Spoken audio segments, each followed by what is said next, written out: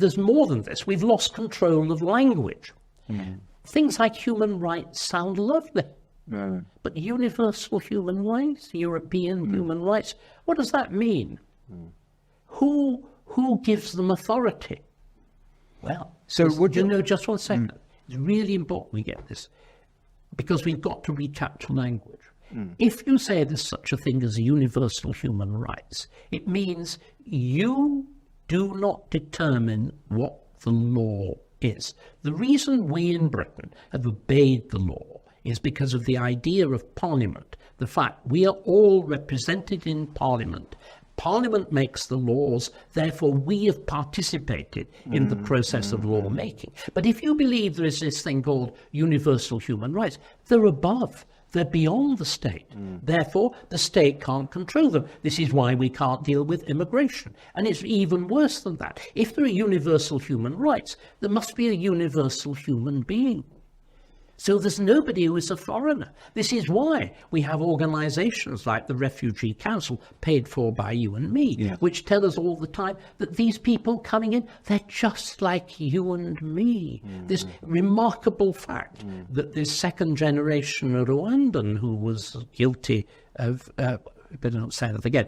This second generation Rwandan who is accused of the terrible murder of the children, in the little girls in Southport, was, do you remember, the public line was that he was Welsh because he was born there. So the notion that we are different, the notion that we are a product of different cultures, the notion that the state owes a different duty to us, the taxpayer. We've entirely abolished that notion. Somebody lands here, and apparently the cost of every refugee who comes in illegally is the same as sending your child to Eton. It's £40,000 a year. And those are merely the immediate costs. With this, so in other words, what we have done, we have created a structure in which the whole pattern of our democracy has been broken. This is why, Peter, have you noticed there's a sudden new word walking around, which is populism? Why do we need this funny new word, populism? Because what does populism mean? Well, I think it means things that are popular. I remember in my own... Just in the French, it was always derogatory, wasn't it? Popular. Let me just tease it. Let's just tease this. I remember in my glory days in television, when I would return to some obscure provincial university in my nice long wheelbase Daimler, and you could sense the rage of my fellow academics. And the standard denunciation of me was, "Oh, he's just a popular historian," to which my response was, "Well, I suppose it's better than being an unpopular one." So remember, populism or populism is just the Latin for democracy. Democracy comes from the Greek for the people, demos, and populism just comes from the Latin for the people, populus or whatever. Right, okay. Now, why? Why have we had to invent this new word? Because the blob has captured the meaning of democracy. Democracy is redefined, and was redefined by the Attorney General in a speech recently, as essentially the protection of minorities.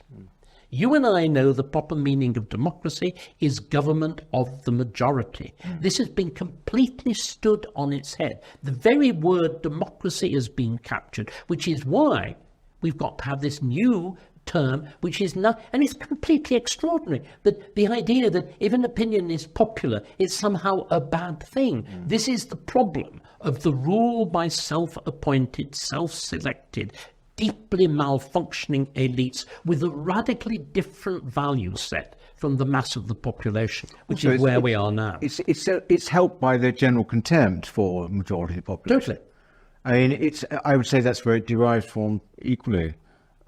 Just to absolute, well, I'd say hatred, actually. Yeah, well, it's a peculiarly English thing. And this was identified more than half a century ago by George Orwell, who talks about the peculiar contempt of the English intellectual for the English. I mean, you see it the most recent example is that fat, shiny, smug woman, Emily Thornberry, on White Van Man, and how disgusting the flying of the Union Jack. And of course, the profound hypocrisy now of Starmer's Labour Party draping themselves in Union Jacks wherever they can, when, as we all know, at least half the party would prefer to be burning them. David, can I ask you, therefore, with what you're talking about, with these particular, these massively important constitutional areas, what we could call a restoration, if you like, of what was before? Well, first we've got to have a great repeal. Oh, yes, right, the great repeal. But see, so this is exactly right. Again, let's go back to that 79 manifesto. This is exactly what Thatcher did. She set out what she would undo first, what legislation she would undo, how she would bring inflation under control. And it was very painful medicine.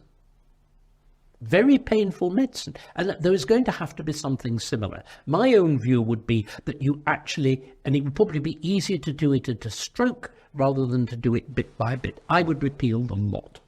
There would be the most extraordinary dust-up with the so-called establishment. But there was for Thatcher. There was indeed for Thatcher. The 365 economists, all of whom were wrong. Yes, exactly that. Exactly that sort of resistance. The disgraceful refusal of Oxford to give her an honorary degree. I mean, you would expect that. This will not be an easy path. It will not be strewn with rose petals. It was some of the things said about her. We talk about contempt, actually. I just spoke about contempt. Some of the things said about Thatcher in the 80s by academics like Baroness Warnock and people like this. Jonathan Miller, do you remember the director? Quite unbelievable when you hear them now. You know, that she wore vulgar clothes from Marks and Spencer's, that her manner was rather low, things like this. Of course. I'm quite... but the problem is the spectacular snobbery. Yes, but they were driven crazy by the fact that she didn't care. She wasn't aspirant to be them. She just didn't care.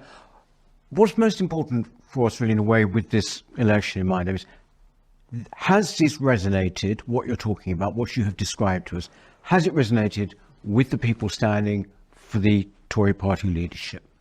I think the answer is yes with both of them. I think with Badenoch, she's at an earlier stage. I think she's analysing the cultural consequences. I mean, she's very aware of all the sort of things that the New Culture Forum is. She's consciously anti-woke. She has been brave in taking on things like transgenderism. She is, of course, able to be very brave on the subject of critical race theory or whatever, because she has the advantage of being black. Not that it will spare her bitter denunciation about being a coconut or an Oreo cookie or any of these kind of things, the usual black outside but white inside. But she's shown very considerable bravery in all of that. Jenrick, I think, has got a much more substantial understanding. I think, and again, it's very important. This is an argument that I am very happy to discuss with you. I think politics is upstream from culture. That's to say, I'm old-fashioned enough to believe that politics, the constitution, is architectonic. It actually shapes things. And once upon a time, this would have seemed a statement so obvious that it wasn't worth making. Now we've really got to reiterate it, just at the point that we're losing it. I mean, if we go back, again, the debate about what is the nature of our politics, does it arise from Judeo-Christianity, to which my view is absolutely not. How could it possibly? How can divine revelation actually give you a system of politics which depends on having a government and an opposition? How can it possibly? We might have a few comments about that. We could do another session on that. It arises directly instead from the Greco-Roman tradition, and if we go right back to the beginning of that tradition, in the Athens the Peloponnesian War, of the Great War between Athens and Sparta, the great speech over the Athenian dead, which is given by Pericles when he talks about why Athens will win. By the way, it didn't. But why he talks about why it will win, he talks about the Constitution. He talks about the fact that they are a democracy, that they make the law which they obey. He talks about the existence of freedom, despite the fact, of course, half the people were slaves, despite the fact that women weren't allowed to vote. There were free men. He says we're a society which can value talent. Nevertheless, if a poor man has got talent, he can lead. Equally, we do not exclude the rich just because they are rich. We are fruitful, we are creative, we do not discriminate, we let each one lead his own life. In other words, he sees, do you know what? It's exactly what Churchill did. Churchill, at the beginning of the First World War, there's a quite extraordinary moment when he's wandering, they're in the lobby of, still there of course, they're in the lobby of the House, and there's a young MP. Churchill goes up to him, they talk. The chamber's empty. It's dark. Presumably, I don't know, would there have been gas?